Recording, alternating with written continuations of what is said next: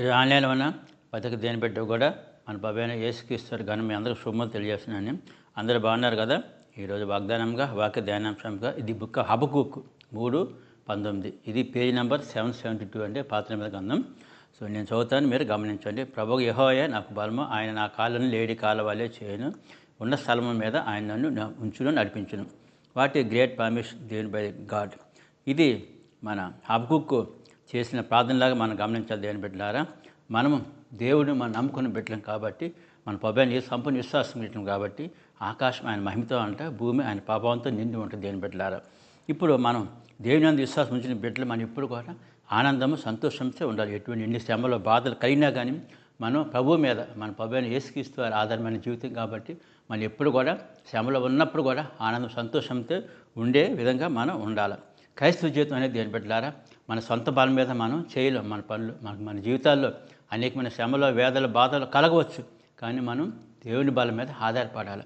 ఆయన బలం మీద ఆధారపడి మనం జీవించాలి. అప్పుడే మన జీవితాలు మనం గొప్ప దీవెనలు మనం పొందుకుంటాం. ఇక్కడ బైబిల్ నుంచి దావీదు గొలియాతు గురించి నేను ఒక సంఘర్షణ మీకు చెప్తానండి.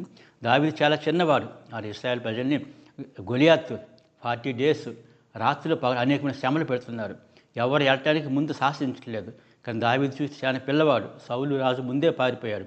అప్పుడు దావీదు దేవుని బలం మీద ఆధారపడి దేవుని ధైర్యం తీసుకొని దావీదు దేవుని బలం పొందుకొని, దేవుని శక్తిని పొందుకొని ఒక స్లింగు, ఒక ఒడిసెల రాయితో గొలియాతుని 2 కాళ్ళ మధ్యలో కొట్టినప్పుడు అప్పుడు శత్రువైన గొలియాతు కింద పడిపోయి మరణిస్తాడని దేవుని బిడ్డలారా. సో మనం కూడా మన జీవితాల్లో దావీదు ఏ విధంగా అయితే దేవుని బలం మీద ఆధారపడి ఉన్నాడో, అప్పుడు దావీదు కూడా గొప్ప శత్రుని జయించే సామర్థ్యం దావీదుకి ఇచ్చాడు. మనం కూడా మన జీవితాలు పెట్టారా, మన ప్రభువుని యేసుక్రీస్తుని నమ్మిక ఉంచిన బిడ్డలం కాబట్టి ఆయన మీద మనం ఆధారపడి జీవిస్తున్నట్టయితే ఆయన మనల్ని బలపరుస్తాడు. అలాగే మన కాలం లేడి కాలం అంటే లేడి కాళ్ళ పాదాలు చాలా గట్టిగా ఉంటాయి. ఎటువంటి శ్రమలు కూడా, ఎటువంటి లోతులు కూడా అవి జయిస్తాయి ఈజీగా. అలాగే మనం కూడా మన ప్రభు వాళ్ళ జీవితం మన ప్రభుకి అప్పగించినప్పుడు మన కాళ్ళను కూడా లేడి కాళ్ళ గట్టిగా అంటే సామర్థ్యంగా మనం చేసి శ్రమలను, బాధను అధిగమించే సామర్థ్యం మనకి ఇస్తాడు. ఇదేం బిడ్డలా, ఈ రోజైనా మీరు నిర్ణయం తీసుకుంటావా? మన జీవితాన్ని ప్రభువుని యేసుక్రీస్తుకు అప్పగించు. ఆయన బలంగా ఉండి ఆయన మన కాలం లేడి కాలువలు చేసి మన జీవితం ఉన్న స్థానంలో ఉంచుతాడు. దేవుడి వాగ్దానం అందరి జీవితం నెరవేర్చును గాక. Amen. God bless you all.